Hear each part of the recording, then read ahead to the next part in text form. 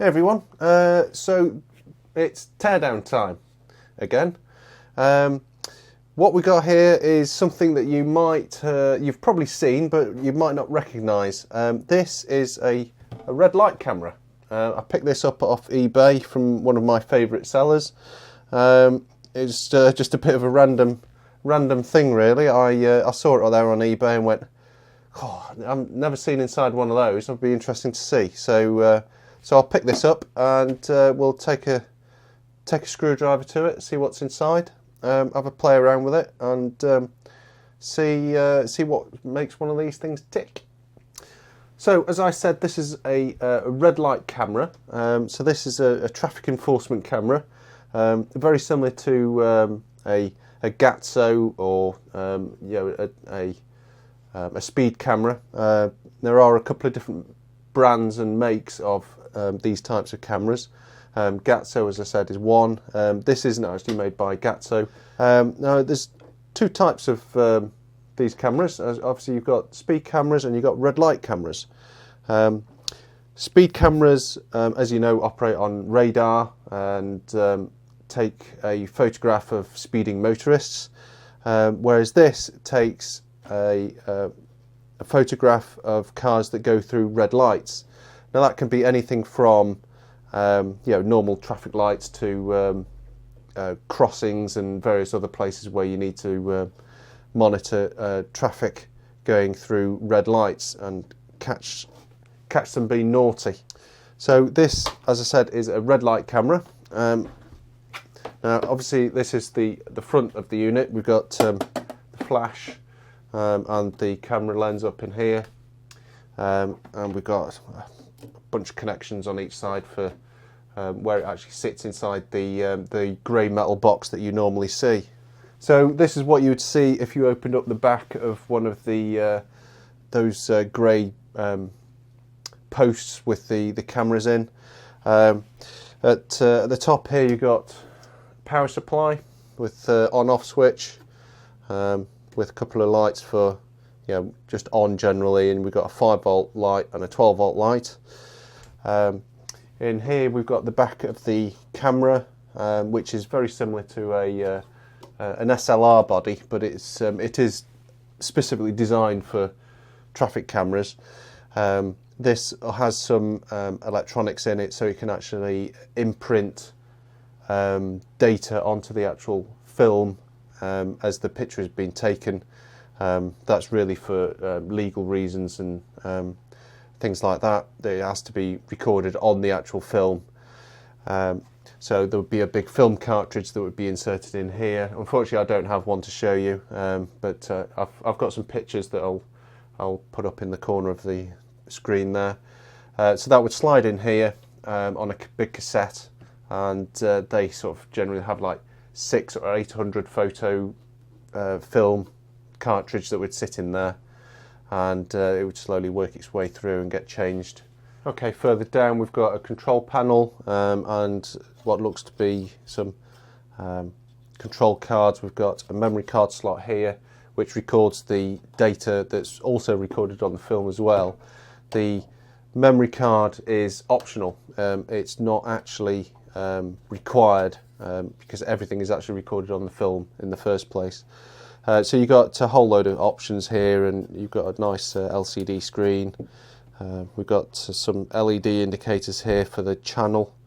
Now obviously, because this doesn't use radar to detect the speed of a vehicle, it's a red light camera, so this is linked in with the traffic light system. So the traffic light, when the lights go red, this becomes armed, and instead of radar to trigger it, you have inductive loops which are set into the road, and these LEDs here indicate the different inductive loop channels. On this unit, which seems to do 2 lanes, you've got 4 channels, so you'd have an inductive loop, 2 inductive loops for each lane, which can independently trigger the camera depending on preset parameters.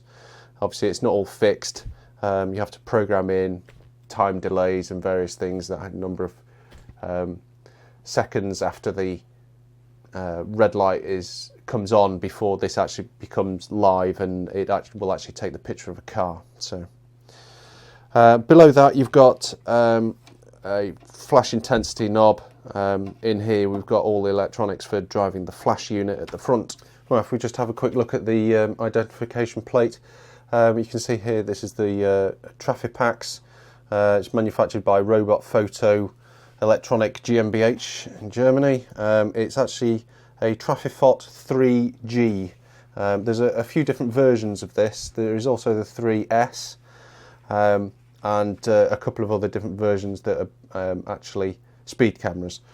And you can see the rating here, 220 to 240 volt. Obviously it's predominantly designed for Europe, but these are sold the world over. I've seen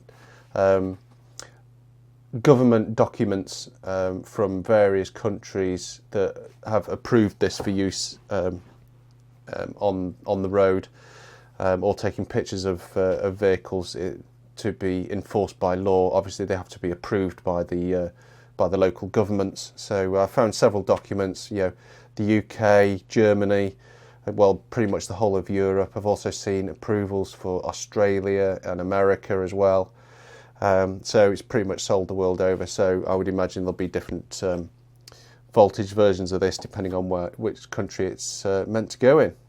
It's rated 4 amps, but also there's an iMax, which is 16 amps for half a second, and that's because of the charging for the flash. Now, physically, this is actually quite a tough unit. Obviously, it has to survive quite a number of different environments. It's going to be stuck in a grey metal box, sat on the side of the road for years at a time, sitting there waiting to be triggered. So it can be in so many different kinds of environment. You know, it might be sat there at minus 15 in winter, all the way up to, you know, plus 50 or something in the summer. So this is going to be pretty well designed on the inside for all those different eventualities.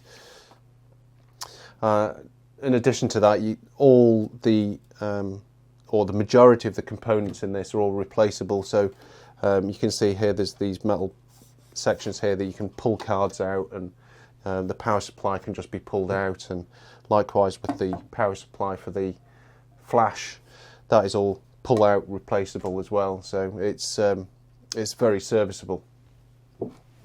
Now obviously down the front here we've got the flash, the actual flash tube. This is covered by a plastic cover.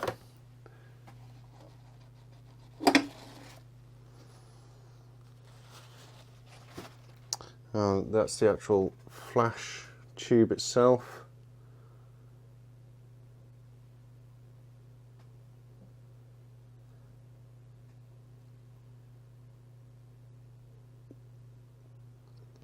Next up there's a fan. This is probably for cooling, but I also suspect it might be for a bit of heating as well sometimes. I'll come to that later on in the video. We've got these sort of pogo pin type connectors here. These are on a flexible mount, so there's a bit of compliance there. Now this actually, when it sits in the metal cabinet, it's actually able to be pulled out on runners, not necessarily to change the film, but for servicing. And that's when it's pushed back into the cabinet, it makes contact with a mating plug on the inside of the metal cabinet, which these push into. Now on this side here, these are the inputs for the inductive loops, which are set into the actual road. And then on this side, these are the power connections and the data connections from the actual traffic light system itself to arm the camera. A bit further up we have a couple of data connections here. These run up to the camera and this module here.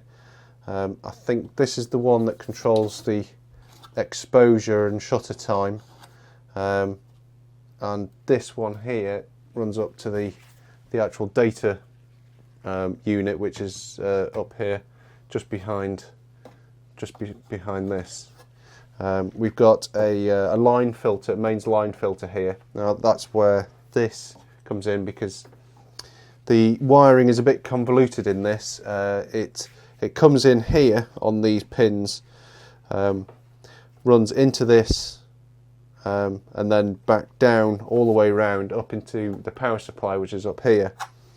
So basically what I've done is just disconnected the line filter to allow me to make a mains connection, so I can actually power it up without pulling all of this stuff to pieces. Now, as I mentioned earlier, I actually believe I know where this camera actually was used. If I go handheld for a moment. On the top here, I found this sticker, which all it says is tile shed roundabout side 635, which isn't a huge amount of information, but 600 will refer to the number of frames that are available on the cartridge that sits in here, because they come in different sizes. 35 meaning it's just a 35mm film. Now, tile shed roundabout side, not a lot to go on that, but if you do a bit of googling around and get a bit creative, I actually managed to find a particular road that has a red light camera on it. It's just outside tile shed. On this particular road there is a roundabout on it, and on that roundabout is a railway crossing, and that's where the red light is installed, and the red light happens to be on the roundabout side. So I'm pretty certain that this has come from a place called Tile Shed, which is located near Bolden, which is Tyne Wear in the UK. So if anybody's been caught by that camera, I don't suppose anybody's watching, but if they are, then this was the camera that got you. Right, anyway, let's carry on with having a look at this. Let's take a little bit of a closer look at the control panel. Right, so if we just turn this on, and I can run through some of the options that actually get set on here. And I can actually show you, I can activate the flash, but unfortunately I can't make the camera trigger, unfortunately. I'm not quite sure why that is. Maybe it's just faulty and that's why it was on eBay. I don't know. But I suspect it's probably down to me not knowing or understanding something in the system that's probably doing that. But anyway, let's turn this on.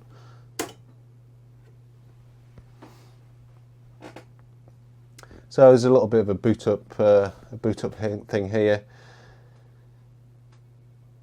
Obviously we've got an error indicated on the inductive loops, because, well, simply there isn't any.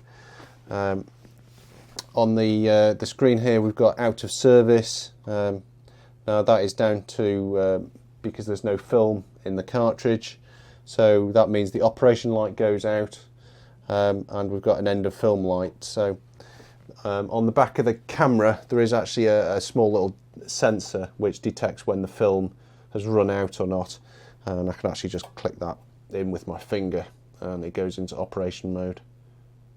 If I let go,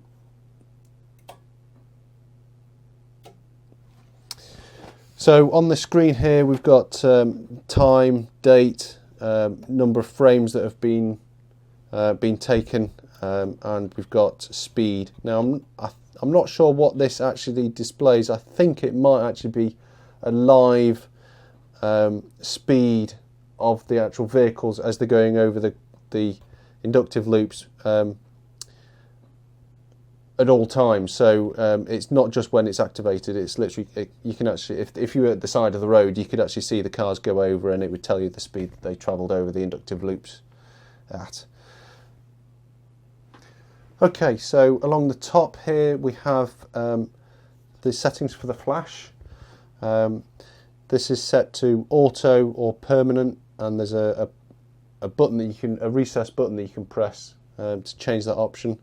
we've got a flash test button and a dummy on and off.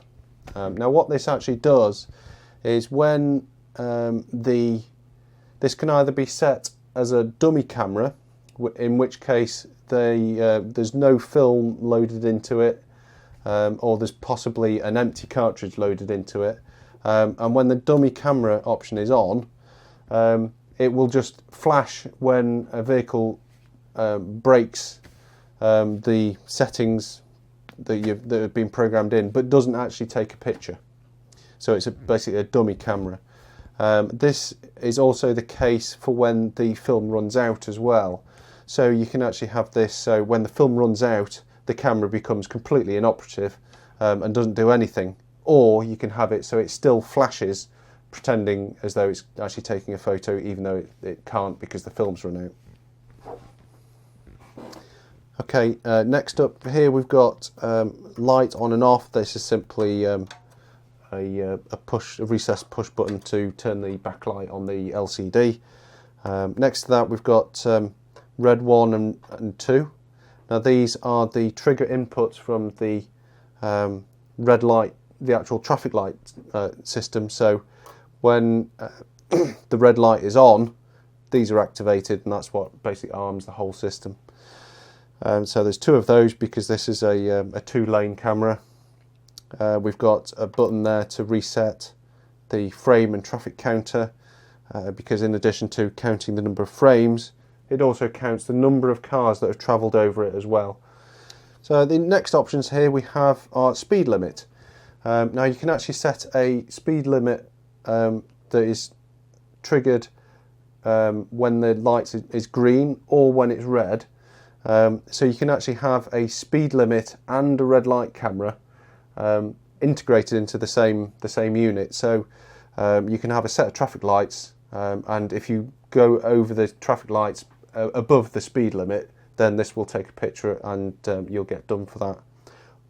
Or it can just be a red light camera. So this can actually be both.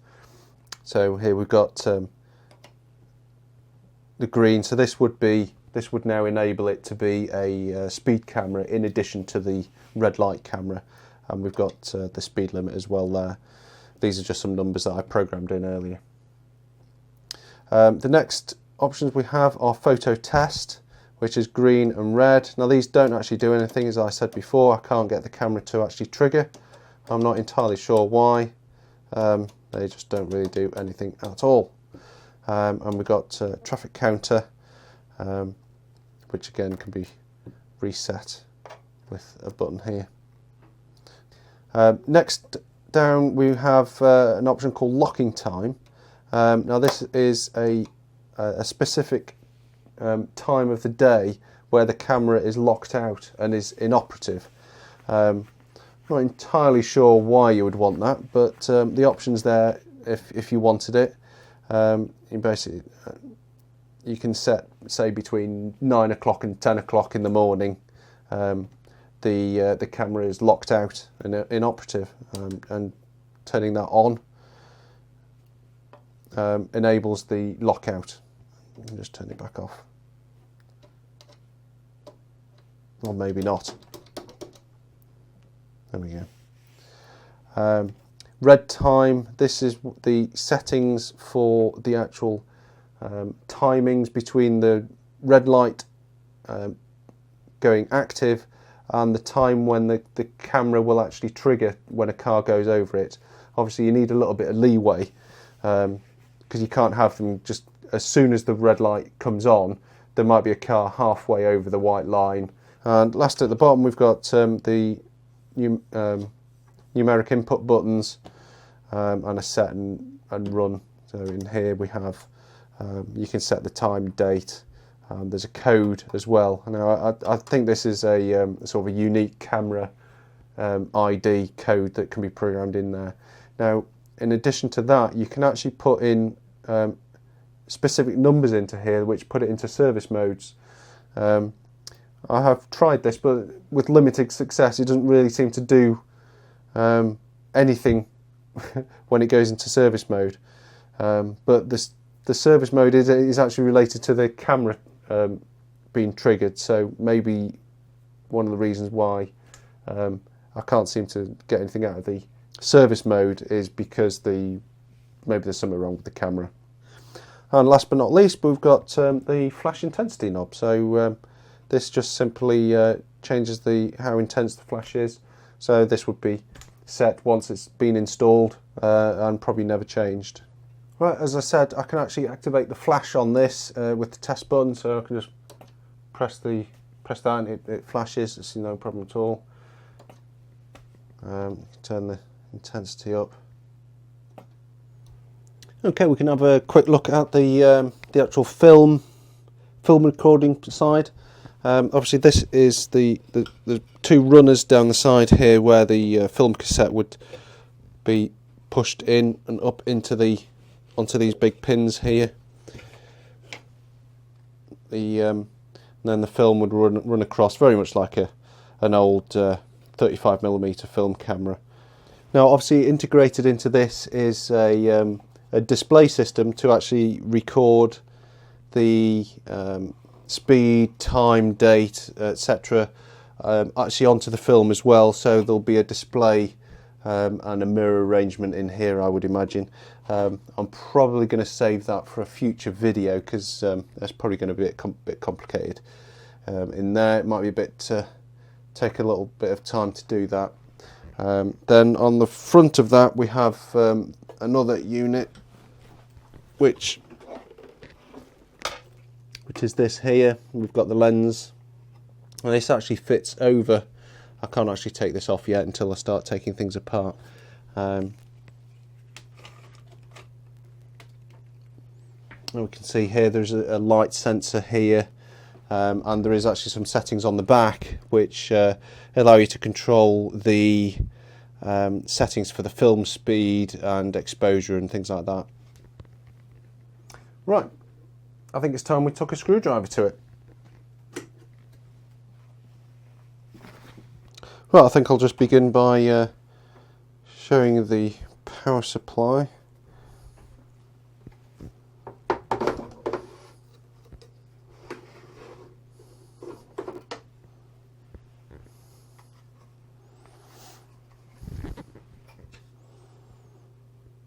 Okay, so we've got switch mode power supply there, sort of fairly convoluted set of wiring.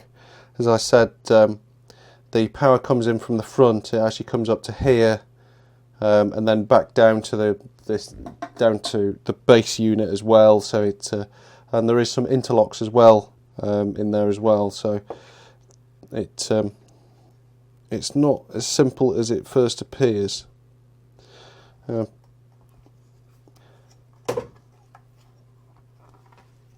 On the back here we got electro automatic, so it's all very nicely constructed, nice cable ties everywhere, lots of cable management, the caps, the Nippon Chemicon, and they are 105 degree rated as well.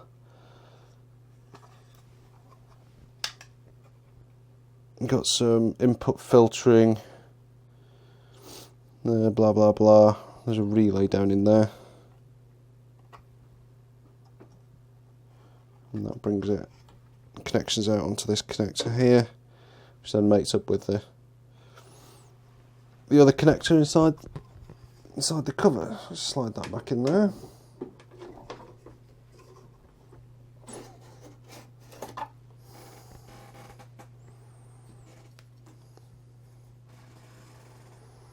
So we've got a fairly well packed board here.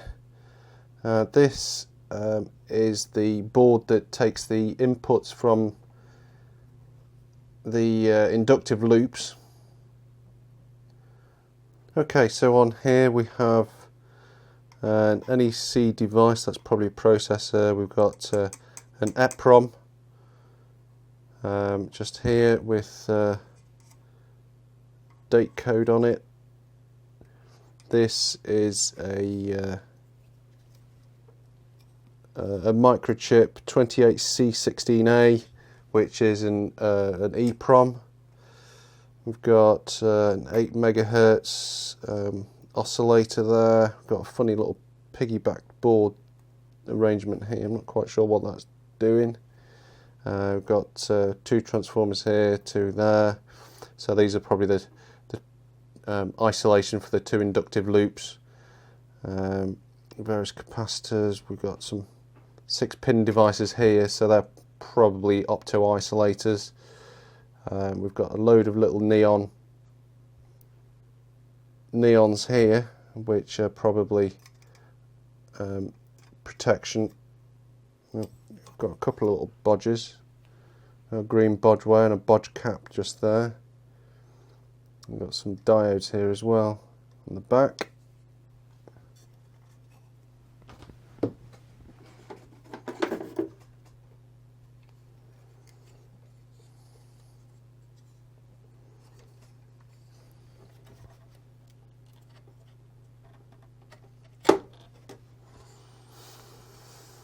So we've got obviously the front panel display board.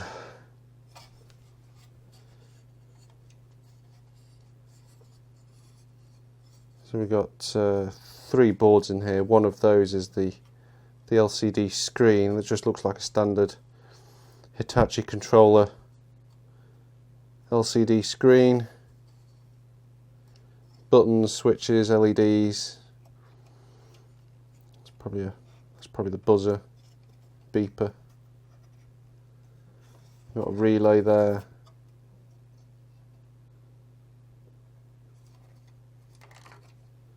Pot here, that's probably the contrast for the LCD.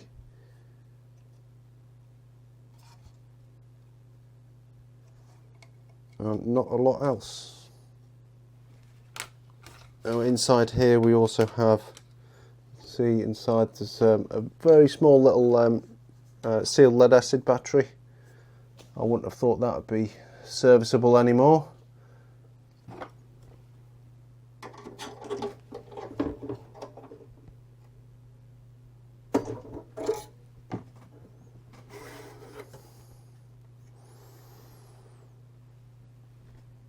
So we've just got one of the control boards. I'm not sure what this one's going to be doing.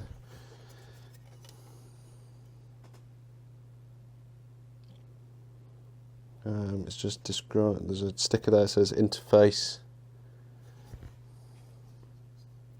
And again on this sticker as well.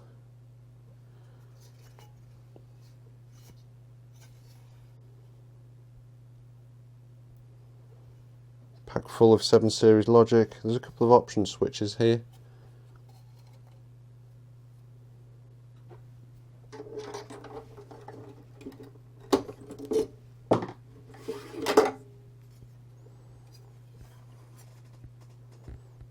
We've got another card. This one has a nickel metal hydride rechargeable battery on, and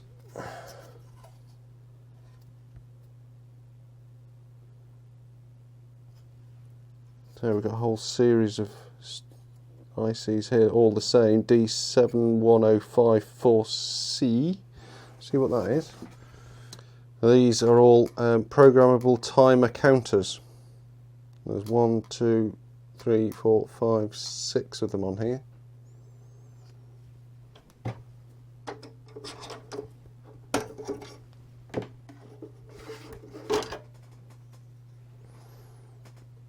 This one's looking a bit more involved.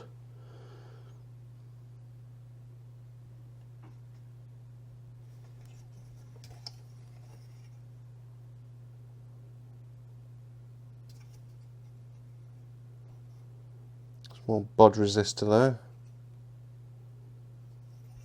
So we've got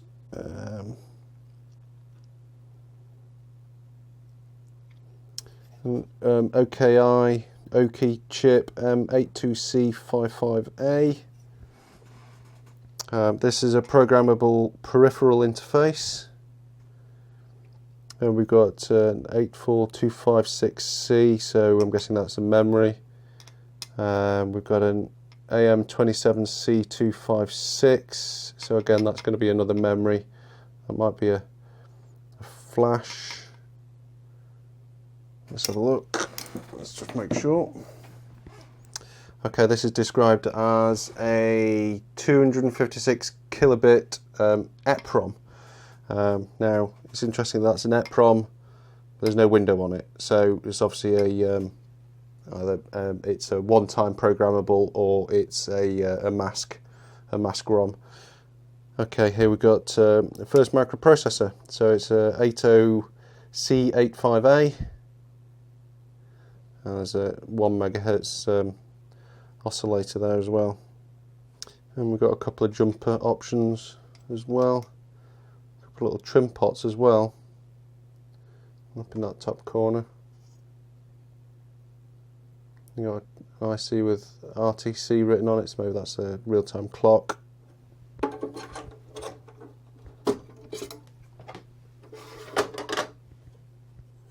Well, not much on that one. We've got an EPROM 27C512, an EC chip which is D71055C, and this is a programmable parallel interface unit. You can just see there isn't any card on that one there, so I won't bother taking that one out.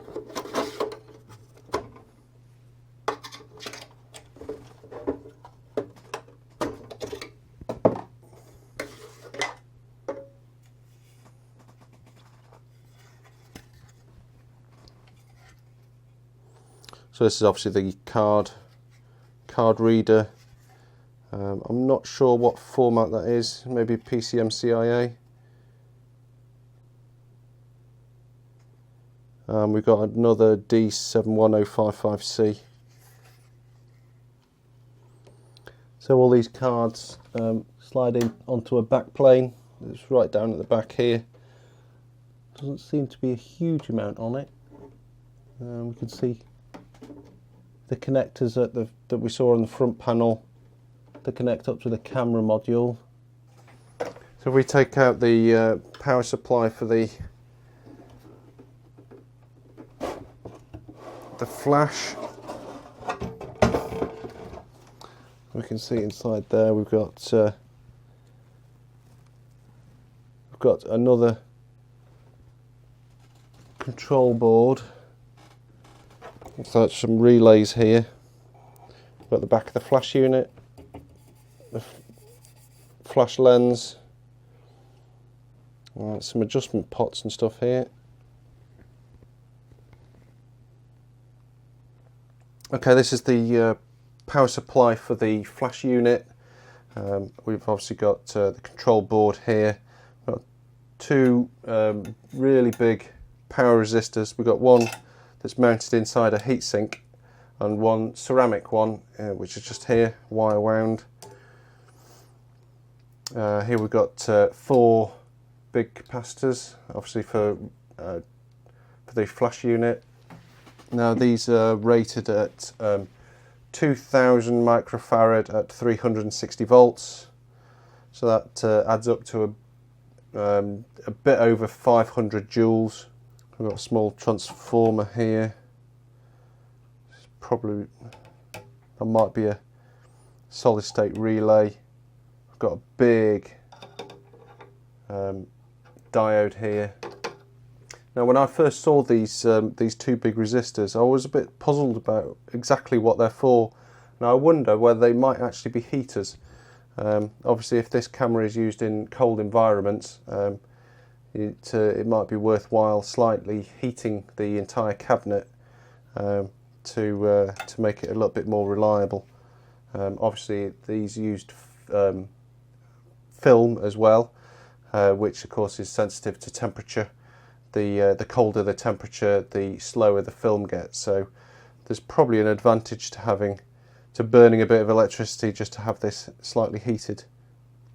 Okay, so that's a bit of a look at a red light camera. In a future video I'm going to take a bit of a closer look at the camera assembly. I just want to split this up into 2, otherwise it'll just get too long. So I think looking at the camera body, the motor drive, and the system that actually puts the display onto the film when the cameras actually activated. That might be interesting to see, so I'll do that in a future one. So I'm just going to put this back together because I'm not going to, I actually want to have this in somewhat of a working state because I might play with it a little bit more, so you might just see this again sometime. Okay, thanks for watching everybody, and I'll see you on the next video.